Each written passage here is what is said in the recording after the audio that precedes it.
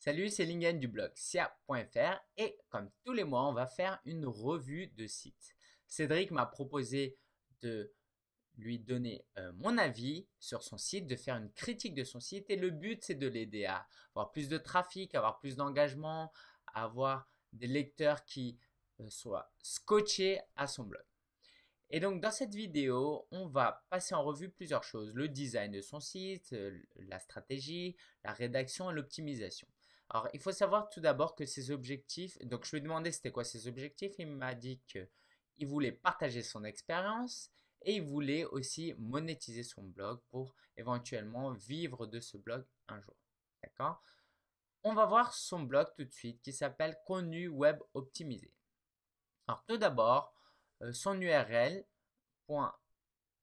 hostoy.com, ça montre qu'il utilise un hébergeur gratuit. Alors même si je lui ai déjà dit, je pense que c'est important que tout le monde le sache, je ne recommande absolument pas d'utiliser des hébergeurs gratuits.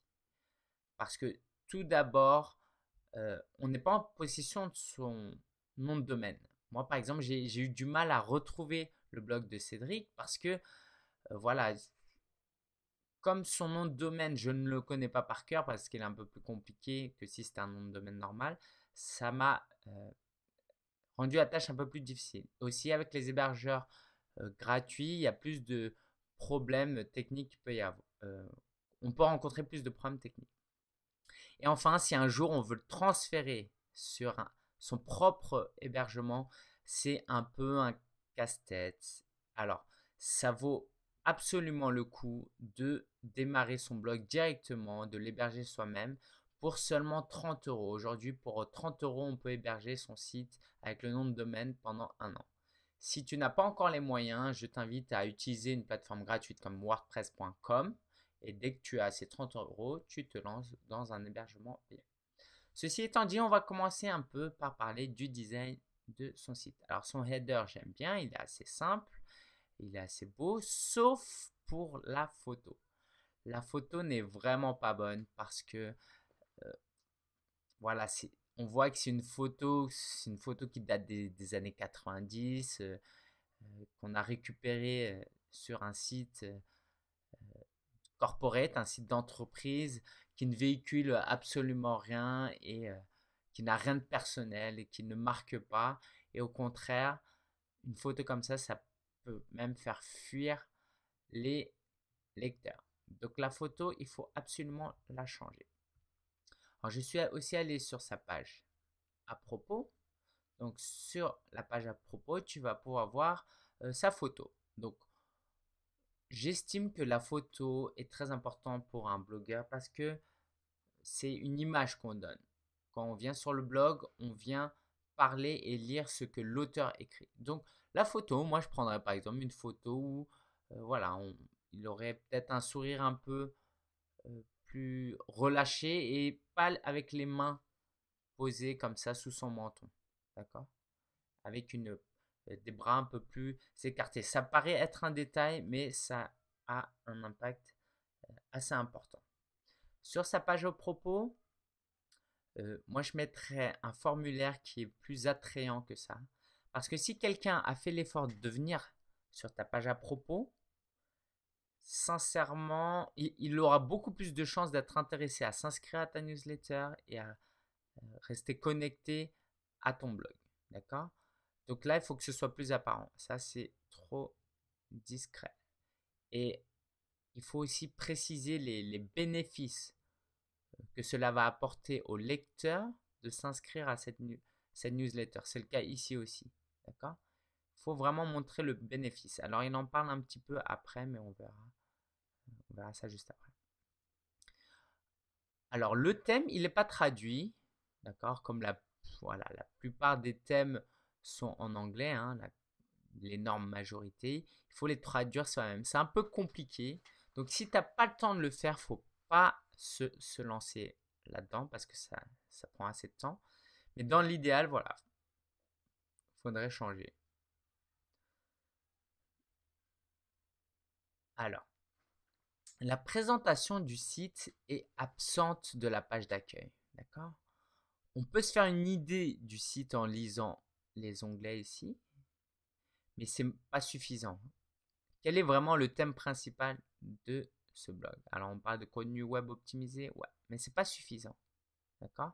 Il faut vraiment parler de ce que tu fais sur un blog et quel est le bénéfice que le lecteur va en tirer. Donc, la plupart des gens le mettent dans un encadré ici ou dans le header. Ok. On va parler maintenant de la sidebar. Alors, la sidebar, il y a beaucoup de choses à dire. Tout d'abord, tous les icônes ne sont pas bons. Voilà. Le Google+, il ne l'amène pas vers la page de Cédric.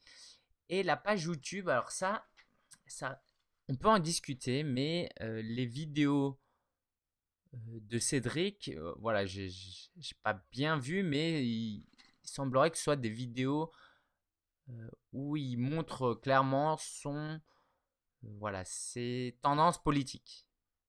Alors ça, c'est très discutable. Moi, par exemple, une fois, j'avais mis sur mon blog que j'étais chrétien. On m'avait dit, ouais, bah écoute, c'est peut-être pas la meilleure des choses. Parce que voilà, il y a des gens qui sont assez fermés pour penser que ça va affecter le contenu ou voilà, ils aiment pas. Et pareil pour le parti politique. Voilà, si moi, par exemple, je suis de droite et que Cédric est de gauche, si je vais voir ses vidéos, donc je vais pas ouvrir là, je vais voir ses vidéos, je vais voir ses vidéos perso et que justement c'est trop à gauche, et ben ça peut-être me refroidir. Donc moi je recommanderais quand même de ne pas prendre trop de risques et de ne pas mettre de vidéos perso. D'accord? De créer une chaîne dans l'idéal liée au blog. Ok? Sinon de ne pas mettre de chaîne YouTube. Au niveau de la newsletter, j'en ai parlé tout à l'heure, faut même que ce soit plus flashy, d'accord? Au niveau du contenu, il faut parler des bénéfices, mais au niveau du design, il faut vraiment que ça ressorte, d'accord? Là, ça ressort pas et ça donne pas vraiment envie. Cette publicité-là, il faudrait en mettre au moins, faudrait mettre un deuxième carré ici, d'accord? Parce que là, c'est pas très symétrique, c'est pas le plus esthétique. Et est-ce que cette pub est pertinente par rapport au thème du blog? Voilà, on ne sait pas. Ça, voilà. Apparemment, c'est lié, mais est-ce que c'est suffisamment lié? Il faudra en discuter. Alors, Cédric a un espace membre, et en fait, l'espace membre, euh, ce sont du contenu qui est réservé à ceux qui s'inscrivent seulement à la newsletter. Donc là, je vais ouvrir quelques pages, mais ça me paraît pas très clair et au niveau du design, c'est pas top. Là, par exemple, devenir membre de la communauté, voilà, c'est très très froid. Ça m'étonnerait qu'ils convertissent beaucoup à partir d'une page comme ça. Ici, au niveau du design, c'est pas bon du tout, d'accord? Et le contenu n'est pas assez convaincant, c'est pas assez concret, voilà, ça donne pas vraiment envie. Donc vraiment travailler sur ça si Cédric veut garder cette idée d'espacement. Alors ici, on a sous l'appellation entrée, on a les catégories en fait. C'est ce qu'on retrouve ici. D'accord? Est-ce que c'est utile? Absolument pas parce qu'on a déjà les catégories ici. D'accord? Ça apporte rien de plus. Les articles récents ne sont pas intéressants non plus parce qu'on a déjà les articles récents ici. D'accord? À la limite, on pourrait mettre les articles les plus populaires du blog. La vidéo ici est très marrante, je l'ai regardée, c'était vraiment fun, mais est-ce que c'est vraiment utile? Quel est l'objectif de cette vidéo? D'accord? Parce qu'il faut savoir une chose, c'est que moins la sidebar est encombrée, plus on va y faire attention. Je vais te montrer rapidement ce que je fais en ce moment sur l'un de mes blogs. Voilà, ici, j'ai 4 choses. J'ai une présentation, j'ai mes icônes, j'ai les catégories parce que je ne les ai pas là. Et j'ai un formulaire. J'en ai que 4. Donc, toi, si tu es sur cet article-là et que tu lis, tu auras plus tendance à regarder la sidebar parce que là, on voit un vide, donc on se dit, allez, tiens, je vais regarder en haut. Mais si tout est encombré, voilà, on va même pas regarder. D'accord? On se dit que voilà, il y a trop de choses que de la publicité. Donc j'en étais ici. La publicité Kindle, celle-là, elle n'est pas pertinente du tout. C'est un étui en cuir pour une liseuse, la liseuse Kindle. C'est pas pertinent du tout parce que voilà, ça donne. Le site ne parle pas particulièrement de Kindle, donc on voit pas pourquoi il y aurait une pub pour un étui en plus. La blog roll, c'est sympa, ça fait plaisir, moi-même j'y suis. Mais il faut savoir une chose, c'est qu'en termes de SEO, de référencement internet, plus tu as de liens, moins la valeur de chacun de tes liens est importante. C'est-à-dire que si tu mettais moins de liens, eh ben, tes liens internes qui vont vers tes propres articles vont être plus puissants et vont être pris en compte par Google. Si tu mets plein de liens, tes propres liens n'auront pas de valeur. Donc ce lien-là, vous êtes en panne d'inspiration, il n'aura pas de valeur parce qu'il est un parmi 100 liens. D'accord? Alors, par contre, c'est toujours sympa. Ça peut créer une relation. Donc, je ne serais pas catégorique là-dessus, mais je réfléchirais quand même. Ou limite en mettre que 3. Ouais. Même si Cédric décidait à enlever le mien, tant pis, voilà. Il ne faudrait pas en mettre autant. Et il y a aussi, alors c'est un peu égoïste, mais plus tu mets de liens intéressants, bah, il suffit que moi, si je vais sur Virtuose Marketing, voilà, il y a des chances que je revienne plus du tout sur ton blog. Ouais, c'est quand même, ça peut être un problème, ok? Alors les tutoriels, d'accord, même principe, hein. Donc si c'est des liens affiliés, ok, mais là c'est pas des liens affiliés. Si j'y vais, il y a des chances que je ne revienne plus. Et puis là, même ça en dit pas grand chose, d'accord? Autour du tuto, voilà, en quoi ça peut m'intéresser d'aller là? J'ai pas de problème en soi, peut-être pourquoi je vais aller regarder des tutos et c'est des tutos de quoi? Voilà. Commentaires récents, ça peut être sympa pour les lecteurs fidèles, d'accord, de voir qu'ils sont là. Je suis d'accord, mais encore une fois, pour cette question de lien, moi j'enlèverais et puis c'est encombrant. Ok. Cette pub là, pareil, si on en met une, on en met deux, d'accord? Il y a un plugin pour ça. Et est-ce que c'est vraiment pertinent de mettre une pub tout en bas? Quel est le taux de clic pour cette bannière? À mon avis, c'est très très faible. Les derniers tweets pour moi aussi, c'est pas intéressant, d'accord? C'est-à-dire que à moins que tu aies un blog qui parle de l'actualité et que là tu tweets 5 fois par jour que du contenu de qualité, ok. Mais là, en plus, le risque, c'est de faire partir des gens sur une page Twitter, sur ces pages-là, alors que, voilà, on veut garder ses lecteurs sur son blog le plus longtemps possible, au moins jusqu'à les convertir à sa newsletter. Les archives, pardon, c'est pas du tout utile, surtout quand on bloque que depuis 2 mois, d'accord? À supprimer absolument. Les mots-clés, ça, bah voilà, c'est plutôt gadget, vraiment très peu de personnes utilisent. Ça m'étonnerait qu'il y ait un auto de clic. Là, les méta, ça, je suis catégorique, il faut absolument enlever ça. D'accord? Sauf, voilà, il y a déjà le flux RSS. Ça, il faut l'enlever. Alors, la barre de menu, j'ai oublié de le dire. Comme Cédric vient de commencer, il a des catégories où il n'y a pratiquement pas d'articles. Donc, si je vais là, par exemple, voilà. Là, il aura.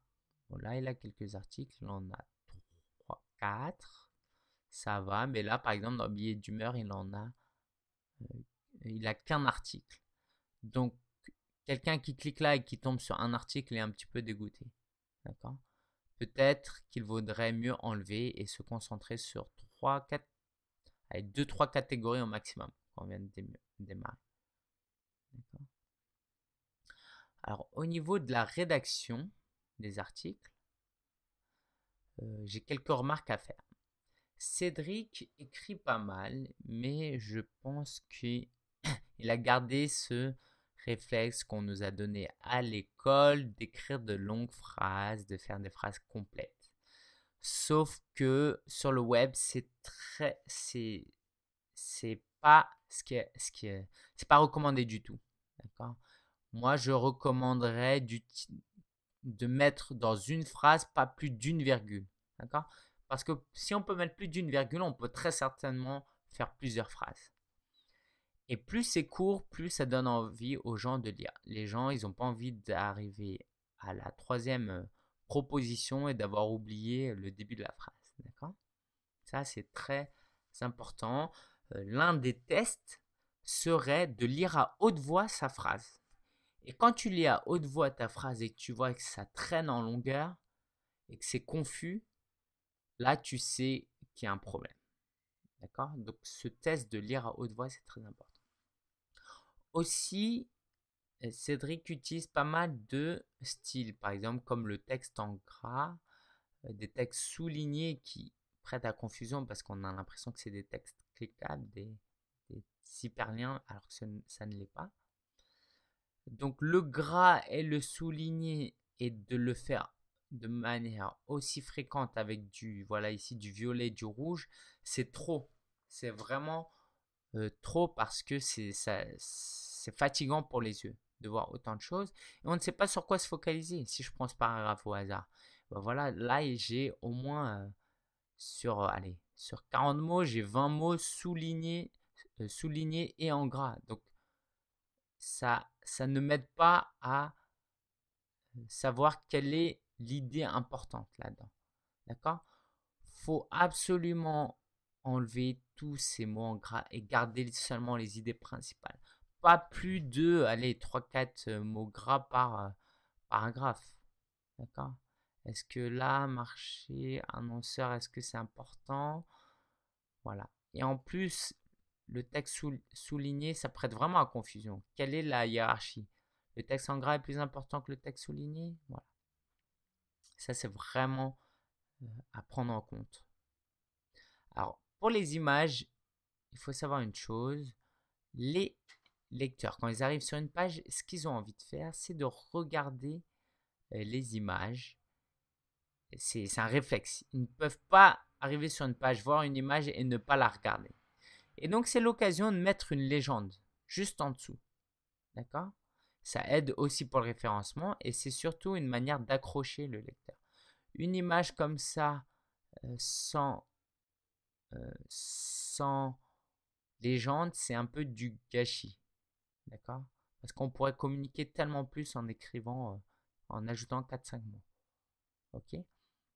Par rapport aux images, toujours, les textes alternatifs. Alors, les textes alternatifs que Cédric a choisis sont très pertinents par rapport aux images. Donc là, ce sont les radis. Donc, quand je mets mon curseur dessus, c'est écrit radis et le texte alternatif, c'est radis.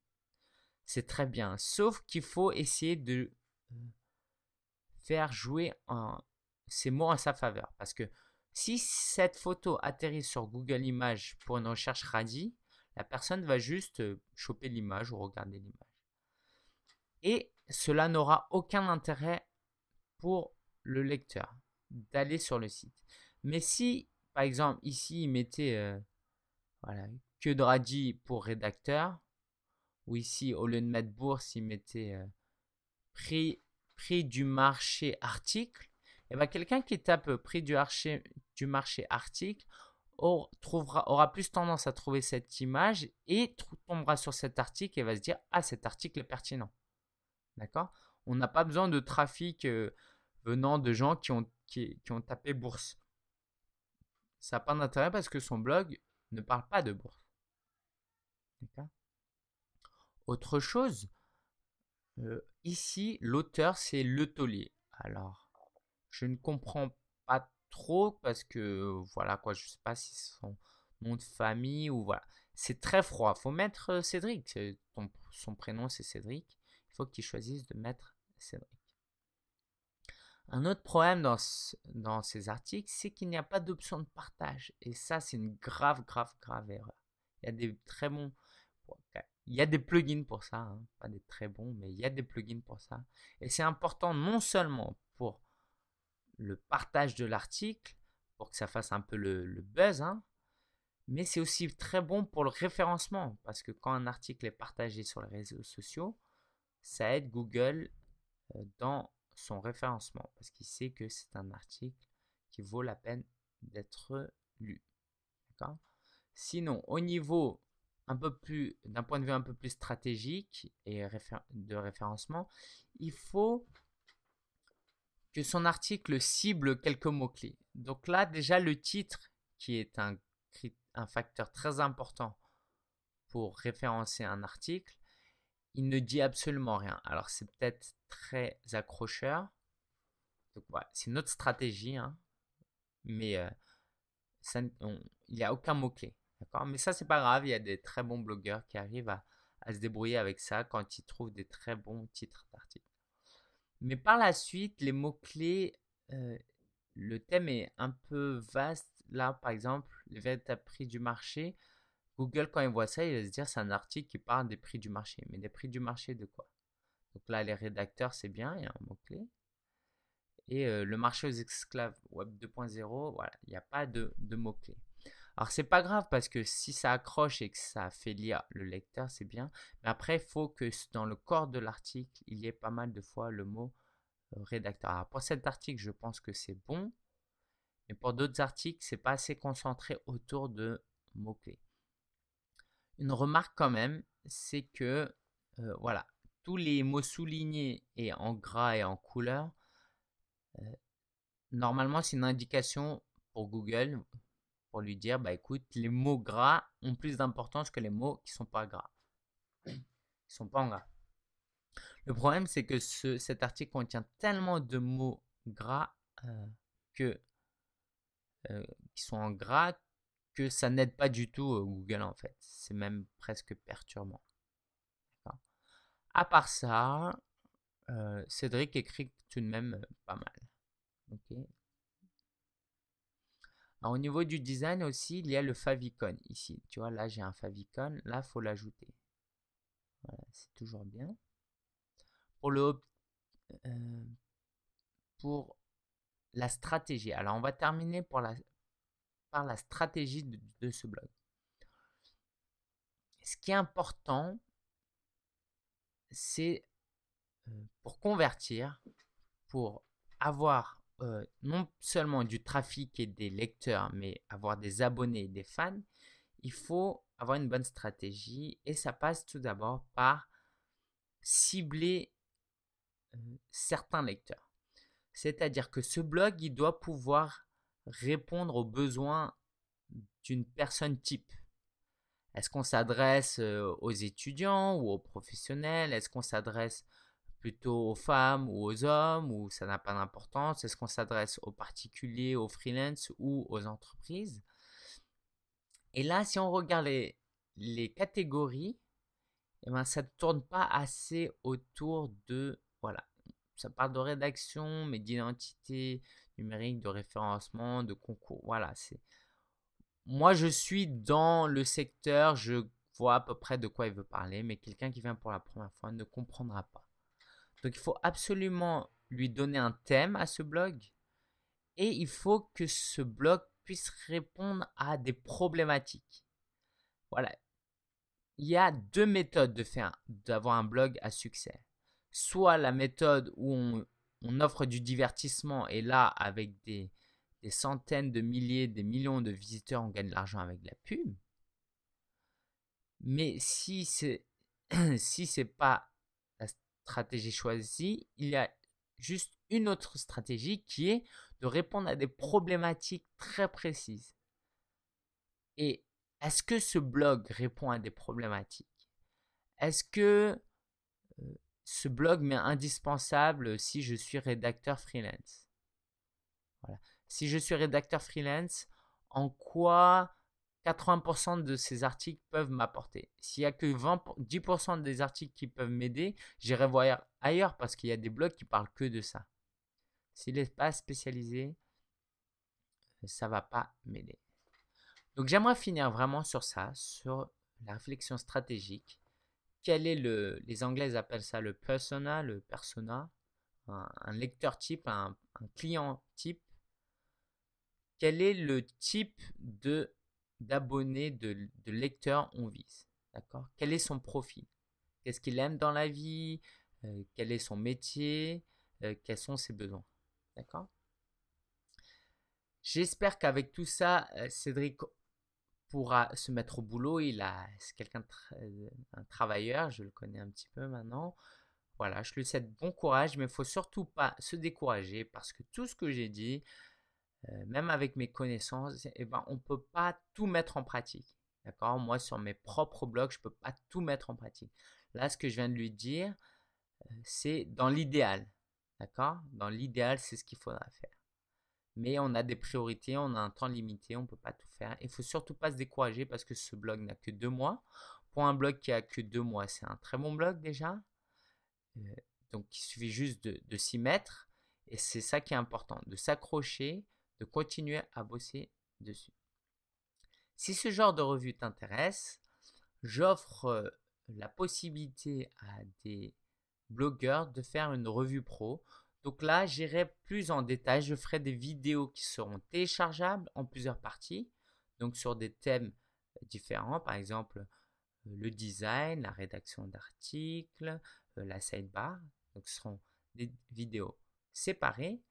J'offrirai aussi un PDF avec des instructions très précises pour ne pas seulement critiquer, mais aider la personne à avancer. Et j'offrirai aussi du coaching privé pour que la stratégie du blog soit bien réalisée, parce que comme je l'ai traité dans ce dernier point, c'est très important d'avoir une bonne stratégie, parce que sinon tout ce qu'on fait, eh ben, on brasse du vent. D'accord? Si ça t'intéresse, n'hésite pas à m'écrire sur contact@sia.fr. Je te souhaite un bon blogging. J'espère que cette vidéo t'aura aidé, Cédric et les autres. Si tu veux en savoir plus sur le blogging, si tu veux améliorer ton blog, augmenter ton trafic, générer des revenus, j'en parle sur sia.fr. J'écris 2 articles par semaine. Donc, on va parler de blogging, affiliation et de soloprenariat. Si tu as des questions, n'hésite pas à laisser en commentaire. Salut!